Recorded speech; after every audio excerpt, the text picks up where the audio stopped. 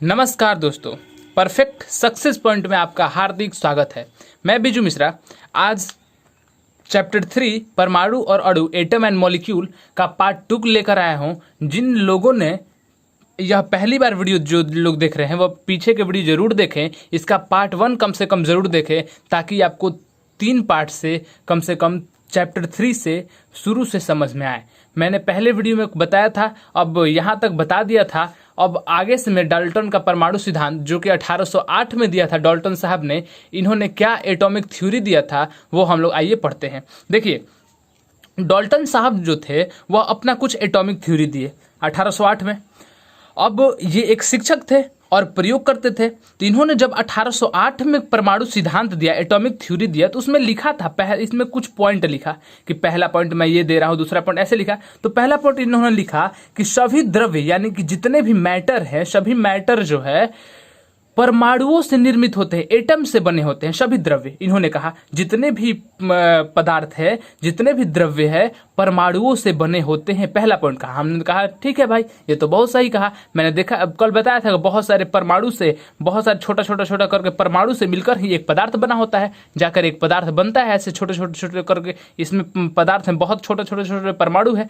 तो इन्होंने पहले यही बताया कि सभी मैटर, सभी द्रव्य परमाणुओं से निर्मित होते हैं। दूसरा पॉइंट क्या कहा इन्होंने कि परमाणु अविभाज्य, अनडिविजिबल, सूक्ष्मतम कण से बने होते हैं। मतलब वैसे सूक्ष्मतम कण से बने होते हैं जो और तोड़ा नहीं जा सकता है। परमाणु ऐसे कण से बने रहते हैं। इन्होंने कहा जो रासायनिक अभिक्रिया में न तो सृजित होते हैं, मतलब परमाणु जो है न तो क्रिएट होते हैं और न ही उनका विनाश होता है, यानी कि डिस्ट्रक्शन नहीं होता है इनका।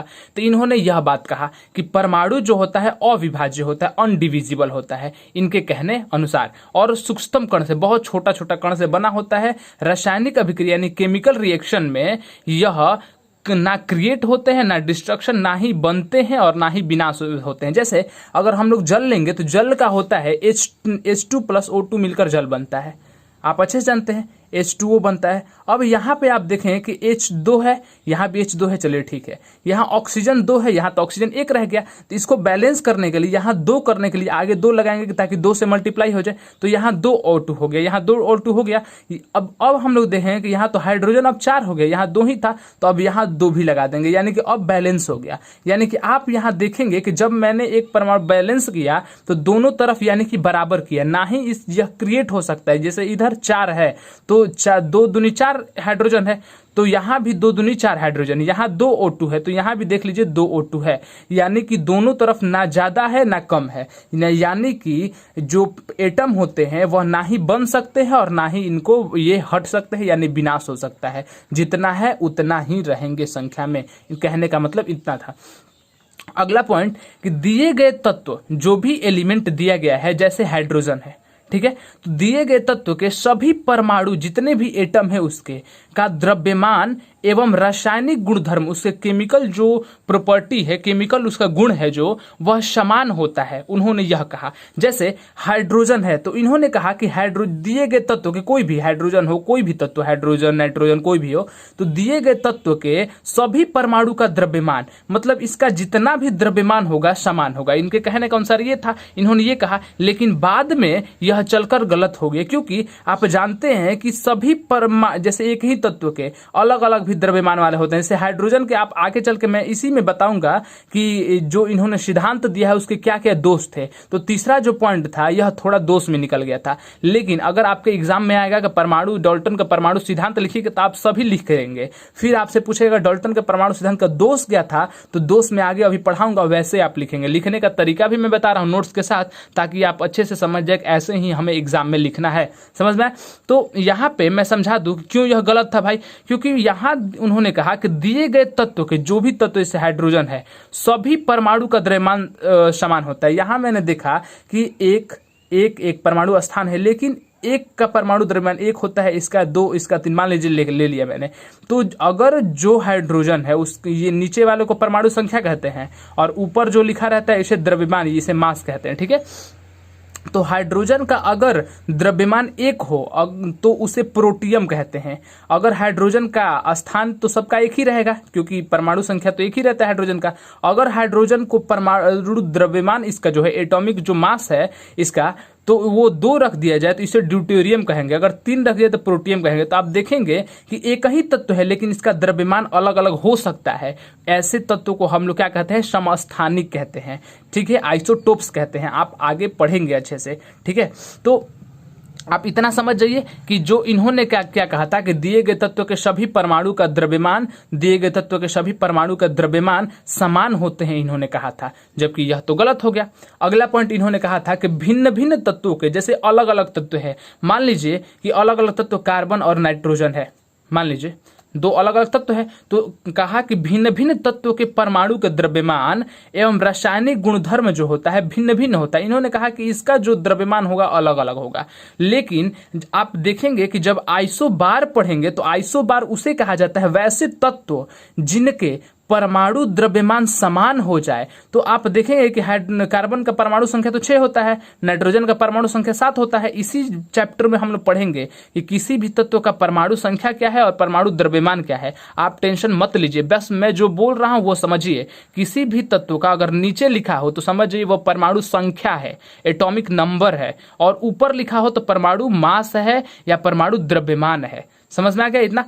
अब देखिए C6 में लिखा हूं, C6 और N7 लिखा हूं, तो आप देखेंगे कि कार्बन का एक द्रव्यमान 14 भी होता है और नाइट्रोजन का 7 दूनी 14 होता ही है। यानी कि देखेंगे कि अलग अलग तत्व है लेकिन द्रव्यमान सेम हो गया, ऐसा भी कंडीशन आता है। तो ऐसे तत्व को जिनका परमाणु संख्या अलग अलग और परमाणु द्रव्यमान बराबर हो, वैसे तत्व को हम लोग क्या कहते हैं, समभारिक यानी आइसोबार। देखिए समान भार है तो समभारिक कहेंगे हिंदी में, और इंग्लिश में आइसोबार्स कहते हैं। समझ में। तो इनका यह भी जो पॉइंट था वो भी गलत हो गया, लेकिन इन्होंने यह भी पॉइंट कहा था। तो अगर आपसे पूछे कि डाल्टन का परमाणु सिद्धांत में कौन कौन सा बात लिखा गया था, तो आप सभी लिखेंगे, कोई भी छोड़ेंगे नहीं, यह लिखेंगे। इसीलिए मैंने लिख दिया है कि उन्होंने कहा था कि भिन्न भिन्न तत्वों के, भिन्न भिन्न एलिमेंट के परमाणु के द्रव्यमान, एटम के जो वेट होता है या मास होता है एवं रासायनिक गुणधर्म भिन्न भिन्न अलग अलग होता है, इन्होंने कहा था। समझ में। अब कोई बोलेगा कि कार्बन का परमाणु द्रव्यमान तो आपने बोला था दोगुना होता है, जैसे परमाणु संख्या 6 है, इसका दोगुना 12 होना चाहिए। हाँ 12 होता है, लेकिन ऐसे मैंने बोला था ना, जैसे हाइड्रोजन का 1 है तो 2 भी वाला है, 3 भी वाला है, यानी कि आइसो समस्थानिक मैंने कहा था कि बराबर हो, सम और भार अलग अलग होता है। तो वैसे ही कार्बन का भी होता है, कार्बन भी ऐसे ही रोल करता है। किसी कार्बन का 6 12 होगा, किसी का 6 13 होगा, किसी का 6 14 होगा, वैसे भी कार्बन पाए जाते हैं। तो ऐसे ही उनमें से मैंने C14 वाला लिया है और मैंने तुलना किया है, ठीक है। आगे अभी फोटो दिखा के आपको समझाऊंगा। आगे देखिए, इन्होंने आगे पॉइंट कहा कि भिन्न भिन्न तत्वों के परमाणु परस्पर छोटी पूर्ण संख्या के अनुपात में, मतलब अलग अलग एलिमेंट के जो एटम होते हैं, तो अलग अलग तत्व के, जैसे C और N है, अलग अलग तत्व हैं, वैसे ही अलग अलग कोई तत्व ले लीजिए।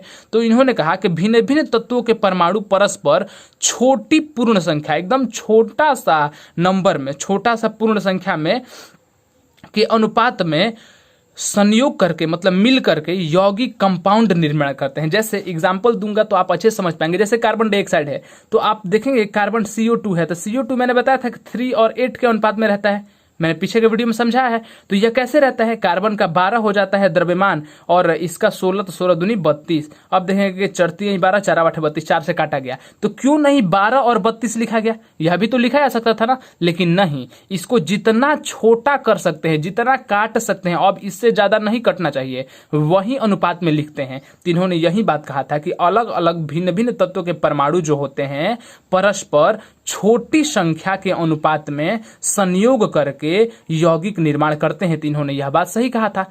अगला पॉइंट, किसी भी यौगिक में, कोई भी कंपाउंड में, जैसे CO2 है, परमाणुओं की सापेक्ष संख्या जो रिलेटिव नंबर होता है एवं प्रकार निश्चित होते हैं। अब आप देखिए कार्बन डाइऑक्साइड में यह क्या कह रहा है, तो कोई भी यौगिक है, जैसे यह CO2 कंपाउंड है, एक यौगिक है, तो कोई भी यौगिक परमाणुओं की संख्या, अब देखिए कार्बन के परमाणु कितने हैं, 1 है, ऑक्सीजन के इसमें परमाणु कितने हैं, 2 हैं, यही है ना। जैसे H2O है, अब हाइड्रोजन का परमाणु 2, ऑक्सीजन के परमाणु 1, यही बोलेंगे आप। तो ऐसे ही यहाँ पे मैंने बोला है कि किसी भी यौगिक में परमाणुओं की जो संख्या होती है वह निश्चित होती है। अब जल है, अब जल में पूछा जाए कोई कि जल में परमाणु हाइड्रोजन के परमाणु की संख्या कितनी होती है, तो आप आराम से बताएंगे कि हाइड्रोजन के परमाणु संख्या 2 ही होती है, ऑक्सीजन के परमाणु संख्या 1 ही होती है, तभी मिलकर जल बनता है। तो वहीं इन्होंने यह बात लिखा है कि किसी भी यौगिक में परमाणु की जो संख्या होती है और प्रकार होते हैं वह निश्चित होते हैं, तभी एक यौगिक बन सकता है। तो इतना इन्होंने डाल्टन का परमाणु सिद्धांत था। आप एक बार पॉज कीजिएगा, फिर से अच्छे से लिख के और तब स्क्रीनशॉट ले लीजिएगा और तब समझिएगा। आइए देखते हैं कि डाल्टन के परमाणु सिद्धांत के दोष क्या क्या हैं। हम अब लोग दोष देखते हैं कि दोष क्या है इनके भाई। तो डाल्टन के परमाणु सिद्धांत के अनुसार परमाणु को खंडित नहीं किया जा सकता, मतलब तोड़ा नहीं जा सकता है। यही खंडित नहीं किया जा सकता एटम को, डाल्टन साहब ने यही कहा, क्योंकि अविभाज्य होते हैं, अनडिविजिबल होते हैं, मैंने पीछे पढ़ाया है, उन्होंने कहा था। किंतु अब प्रमाणित हो चुका है, अब यह दिखाया जा चुका है कि परमाणु को, एटम को और भी छोटा छोटा कण, इलेक्ट्रॉन, प्रोटॉन, न्यूट्रॉन में तोड़ा जा सकता है। यानी कि आप देख लिए कि इन्होंने जो कहा था वह तो अब गलत हो गया भाई, कि अविभाज्य होते हैं इन्होंने कहा था, लेकिन परमाणु को और विभाज्य किया जा सकता है इलेक्ट्रॉन, प्रोटॉन, न्यूट्रॉन में। तो यह इनका पहला दोष था। दूसरा, परमाणु सिद्धांत के अनुसार जो इन्होंने परमाणु सिद्धांत दिया, एक ही तत्व के सभी परमाणु समान द्रव्यमान वाले होते हैं। इन्होंने कहा था कि एक ही तत्व के सभी जो परमाणु होते हैं समान द्रव्यमान वाले होते हैं। यहाँ अलग अलग द्रव्यमान है जो मैंने पीछे समझाया था, जिसे समस्थानिक कहा जाता है। समस्थानिक किसे कहते हैं, लिख लीजिए कॉपी में। समस्थानिक वैसे तत्व जिनके परमाणु संख्या बराबर हो। देखिए परमाणु संख्या 1 है, लेकिन परमाणु द्रव्यमान अलग अलग है, उन्हें हम समस्थानिक कहते हैं। एग्जाम्पल में आप ये लिख लीजिएगा, अगर परमाणु संख्या 1 और 1 हो द्रव्यमान हो तो प्रोटियम कहते हैं। अगर परमाणु संख्या 1 लेकिन द्रव्यमान 2 हो तो ड्यूटेरियम कहते हैं। अगर हाइड्रोजन का परमाणु संख्या 1 और 3 हो द्रव्यमान तो ट्रिटियम कहते हैं। इसे समझ में आ गया। तो वहीं आप बताएंगे कि परमाणु सिद्धांत के अनुसार एक ही तत्व के सभी परमाणु समान द्रव्यमान वाले होते हैं, सही नहीं है। तत्व के परमाणु विभिन्न द्रव्यमान वाले भी होते हैं, जिन्हें समस्थानिक कहा जाता है। तो परमाणु सिद्धांत के अनुसार भिन्न भिन्न तत्वों के जो परमाणु होते हैं वह भिन्न भिन्न होते हैं, अलग अलग होते हैं। हमेशा यह बात सही नहीं है। विभिन्न तत्वों के परमाणु समान द्रव्यमान वाले भी होते हैं, जिन्हें समभारिक कहा जाता है। समझ में आ गया। जैसे कार्बन और नाइट्रोजन है दो, आप देख लीजिए यहाँ पे क्या मैंने कहा है। यहाँ पे कहा है कि परमाणु सिद्धांत उन्होंने लिखा था कि अलग अलग तत्व के परमाणु जो है, अलग अलग तत्व के जो एटम है, उनका मास जो होता है अलग अलग होता है, लेकिन यहाँ तो मास एक जैसा है। यानी इनका थ्योरी जो है खत्म हो गया, यहाँ पे तो गलत साबित हो गया। तो ऐसे तत्वों को समभारिक कहा जाता है। तो आप एग्जाम में यही लिखेंगे कि परमाणु सिद्धांत के अनुसार भिन्न भिन्न तत्वों के परमाणु जो होते हैं के द्रव्यमान भिन्न भिन्न होते हैं। उन्होंने कहा था हमेशा यह बात सही नहीं है। विभिन्न तत्व के परमाणु जो होते हैं, एटम जो होते हैं, समान द्रव्यमान वाले भी होते हैं, जिन्हें समभारिक कहा जाता है। मैंने यही कहा कि वैसे तत्व जिनके परमाणु संख्या अलग अलग और परमाणु भार बराबर, देख लीजिए यहां समभारिक यानी कि भार बराबर होगा, और समस्थानिक यानी कि स्थान वहां बराबर होगा। समझ में आ गया। तो अब देखिए अगला पॉइंट इन्होंने कहा था कि चारकोल, ग्रेफाइट और ये तीनों कार्बन परमाणुओं से बने होते हैं। देखिए चारकोल, ग्रेफाइट और हीरा ये तीनों कार्बन परमाणु से बने होते हैं, आप अच्छे से जानते हैं। किंतु इनके गुणों में स्पष्ट अंतर होता है। देख लीजिए कि कार्बन से ही बने, इन्होंने कहा था कि एक ही तत्व से बने परमाणु, जैसे कार्बन एक तत्व है तो एक ही तत्व के परमाणु जो होते हैं समान गुणधर्म वाले होते हैं, इन्होंने ये कहा था डाल्टन साहब। लेकिन आप देखेंगे कि चारकोल जो हो गया, ग्रेफाइट हो गया, हीरा हो गया, यह सब जो होता है यह तीनों कार्बन परमाणु से बने होते हैं, किंतु इनके गुण में स्पष्ट अंतर होता है, जिसे डाल्टन का परमाणु सिद्धांत समझाने में असफल रहा था। यही इनका एक यह भी दोष है। तो आप इतना 4 पॉइंट दोष लिख देंगे एग्जाम में, वह काफ़ी है। ठीक है। अब आइए देखते हैं डाल्टन के परमाणु सिद्धांत के आधार पर रासायनिक संयोग के नियम की व्याख्या। मैंने कल बताया था कि रासायनिक संयोग के नियम यानी कि पदार्थ के अनश्वरता का नियम, द्रव्यमान संरक्षण का नियम कल बताया था, the law of conservation of matter एक बताया था ना, एक बताया था निश्चित अनुपात का नियम, द लॉ ऑफ कांस्टेंट या डिफिनिट प्रोपोर्शन, यह बताया था। तो मैंने कल बताया था कि दोनों को निश्चित व्याख्या, स्पष्ट व्याख्या किसने किया था, डाल्टन साहब ने किया था। अब कैसे किया था थोड़ा सा समझ लीजिए, बस काफी, आप समझ जाएंगे कैसे किया था। देखिए डाल्टन के परमाणु सिद्धांत के अनुसार परमाणु का नाश नहीं हो सकता, मतलब परमाणु ना ही क्रिएट हो सकते हैं, ना डिस्ट्रक्शन, मैंने पढ़ा है पीछे, तो ना ही सृजित होते हैं, ना ही विनाश होता है, यानी कि परमाणु का नाश नहीं होता, इन्होंने कहा था। अतः अभिक्रिया में भाग लेने वाले जो प्रत्येक परमाणु है, जो ए और बी है, अभिक्रिया में भाग लेने वाले परमाणु है, तो अभिक्रिया में भाग लेने वाले प्रत्येक परमाणु अभिक्रिया के पूर्व माने अभिक्रिया के पहले और पश्चात मतलब अभिक्रिया के बाद उपस्थित रहते हैं। अब बताइए कि ए जितना रहेगा उतना इधर भी रहेगा, अब कभी बदल घट नहीं सकता है। मैंने पीछे बताया था जैसे H2O में जितना हाइड्रोजन रहेगा पहले उतना बाद में भी रहेगा, यानी कि जो पूर्व और पश्चात दोनों बराबर रहेंगे, उपस्थित रहेंगे। और चूंकि प्रत्येक परमाणु का द्रव्यमान निश्चित होता है, अतः अब बताइए कि इसका द्रव्यमान निश्चित जब बराबर होता है तो पदार्थ का कुल द्रव्यमान अभिक्रिया के पूर्व और पश्चात समान रहता है। जैसे में H2 + O2 था, देखिए तो मैंने आज बताया कि H2O होता है, यहाँ बैलेंस करना भी थोड़ा सा सीख लीजिए, यह 10th क्लास का सवाल है। लेकिन हाइड्रोजन 2 है, यहाँ हाइड्रोजन 2 है, ऑक्सीजन 2 है, तो ऑक्सीजन 2 करने के लिए 2 से गुणा कर देंगे। तो जैसे ही 2 से मैंने गुणा किया तो देखा कि हाइड्रोजन अब तो 4 हो गया, तो 4 करने के लिए फिर यहाँ 2 से गुणा करेंगे। अब देखेंगे कि हाइड्रोजन 4 है, इधर भी हाइड्रोजन 4 है, ऑक्सीजन 2 है, इधर भी ऑक्सीजन 2 हो गया, यानी कि अब सामान्य हो गया। तो अब देखेंगे कि मान लीजिए कि हाइड्रोजन का मास 1 है, तो हाइड्रोजन का जब मास 1 है तो 4 गो हाइड्रोजन है, तो 4 मास इधर हो गया, तो इधर भी 4 मास हो गया। समझते रहिएगा। इधर देखिए, मान लीजिए कि ऑक्सीजन कितना है, ऑक्सीजन का मास कितना होता है 16, और 16 दूनी का 32 हो गया, तो 32 4 कितना हुआ 36 हुआ। और यहाँ ऑक्सीजन का मास कितना हुआ, देख लीजिए ध्यान से, 16, यानी कि देखेंगे कि ध्यान से आप समझेंगे, एक तरफ से अगर समझेंगे, और 16 दूनी का 32 हो गया, देख लीजिए 32, 16 दूनी का 32 होगा ना, यानी कि 32 से 4 36, इधर भी हो गया 32 4 36, यानी कि देखेंगे कि समान द्रव्यमान उपलब्ध है, बदल नहीं रहा है।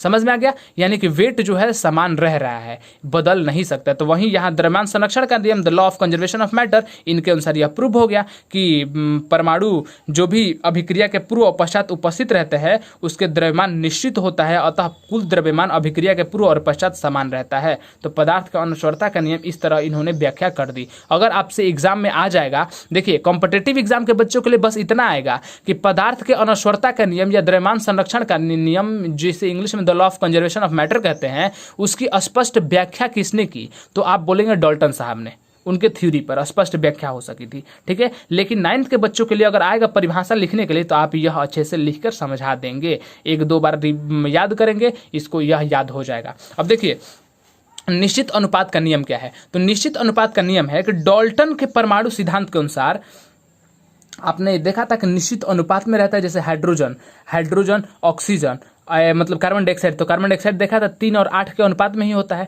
तो वही कहा था निश्चित अनुपात होता है। लेकिन वो जो साहब थे, प्राउस्ट ने दिया था निश्चित अनुपात का नियम, यह नियम द लॉ ऑफ कांस्टेंट या डेफिनिट प्रोपोर्शन, यह किसने दिया था 1789 में, 1789 में प्राउस्ट ने दिया था इस नियम को। तो वो समझाने में इसको असफल रहे थे, लेकिन डाल्टन साहब के थ्योरी से यह स्पष्ट समझ में आ गया। डाल्टन साहब के अनुसार, डाल्टन के परमाणु सिद्धांत के अनुसार किसी भी तत्व, कोई भी एलिमेंट के सभी परमाणु द्रव्यमान समान होते हैं, सभी परमाणु द्रव्यमान समान होते हैं, इन्होंने कहा था किसी भी तत्व के, और ये सरल सांख्यिक अनुपात में संयोग करके, मिल करके यौगिक परमाणु बनाते हैं। आप अच्छे से जानते हैं कि यौगिक बनता है मिल करके, अतः किसी यौगिक परमाणु में तत्वों के द्रव्यमान का अनुपात भी निश्चित होता है। देखिए ये क्या कह रहा है कि डाल्टन के परमाणु सिद्धांत के अनुसार किसी भी तत्व के सभी परमाणु द्रव्यमान समान होते हैं। कोई भी तत्व ले लीजिए, उसके सभी परमाणु जो होते हैं समान होते हैं। कोई भी एलिमेंट जैसे हाइड्रोजन है, उसका सभी द्रव्यमान समान होगा, वो उनके अनुसार था। और ये सरल सांख्यिक अनुपात में संयोग करके यौगिक परमाणु बनाते हैं। जैसे मैंने बताया था कि कार्बन डाइऑक्साइड का होता है 3 और 8 के अनुपात में होता है, यह काट कूट के मैंने बताया था। अतः किसी यौगिक परमाणु में तत्वों के द्रव्यमान का अनुपात भी निश्चित होगा, क्योंकि इनका द्रव्यमान निश्चित होता है तो अनुपात भी निश्चित होगा काटने पर। तो यह आपको परिभाषा बस याद कर लेना है और कुछ नहीं इसमें समझने वाला था। आपको फिर एक बार बता दूं कि इतना हम लोगों ने पढ़ा डाल्टन साहब के बारे में, ठीक है, और the law of conservation of matter और निश्चित अनुपात का नियम कॉम्पिटिटिव एग्जाम के बच्चों के लिए बस इतना आएगा कि इसकी स्पष्ट व्याख्या की कौन किया था। और निश्चित अनुपात का नियम तो आप अच्छे समझ सकते हैं कि किसी भी रासायनिक यौगिक के सभी शुद्ध नमूनों में एक ही प्रकार के भार के विचार से अनुपात रहता है। जैसे कार्बन डाइऑक्साइड में 3 8 होगा, जल में 1 और 8 होगा, हमेशा यही भाग होगा, काट कूट के कुछ भी कहीं से लाइए यही होगा। तो वही डाल्टन के परमाणु सिद्धांत के अनुसार इसकी व्याख्या मिलती है हमें। इतना उम्मीद है आप लोग को समझ में आ चुकी होगी। अगर जो आप लोग को समझ में नहीं आया, ठीक है, तो जो समझ में नहीं आया वो कमेंट बॉक्स में आप लिखेंगे, मैं अच्छे से कल इसको समझा दूंगा, या अगला पार्ट में मैं आपको समझा दूंगा। जो भी नहीं समझ में आया होगा, मैं जहाँ तक मुझे लगता है आपको समझ में आ चुका होगा। मैंने उस टॉपिक पर ज़्यादा ध्यान दिया जो कि आपको कंफ्यूज करते हैं और जो आराम से याद हो जाते हैं, आराम से समझ लेते हैं आप लोग, मैंने उसको हल्का फुल्का समझा के आपको अच्छे से बता दिया। चलिए अगले पार्ट में हम लोग मिलते हैं। इसके लिए आपका बहुत बहुत आपने टाइम दिया, इसके लिए आपको बहुत बहुत धन्यवाद। आपका दिन शुभ हो।